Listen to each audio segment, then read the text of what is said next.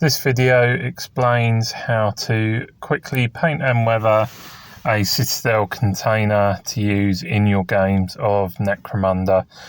The things you're going to need to do this are a pot of homemade dip wash. The link to the video that explains how to make this is in the description. You're going to need a cheap wired brush to apply the dip wash with. You're going to need a smaller dry brush, you're going to need a pot of lead belcher, and you're going to need a pot of riser rust as well.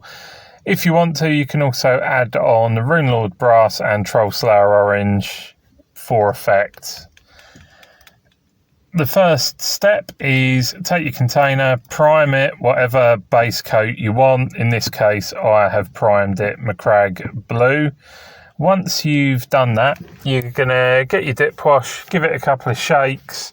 You're then going to take your wide brush and start applying the dip wash liberally to the container itself, ensuring that you work the wash into all the nooks and crannies. Pay particular attention to the vents on either side of the container, the hatches on the top, and also the hatches at each end of the container. You can dip wash the underside as well if you want to. I wouldn't normally bother myself.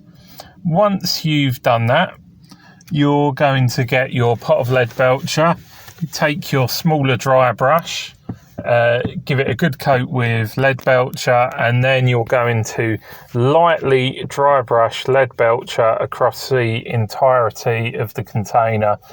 Again, a nice light dry brush, just to pick out the raised areas, the edges of the venting, that sort of thing.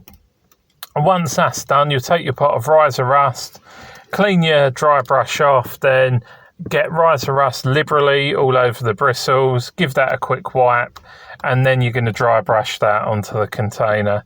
The way I like to do it, I like to make it look like the container's been in damp conditions, maybe stood in a pool of water or has been splashed, and I apply the riser rust heavily to the underside and bottom of the container, keeping the rust level vaguely similar around both hatches as well.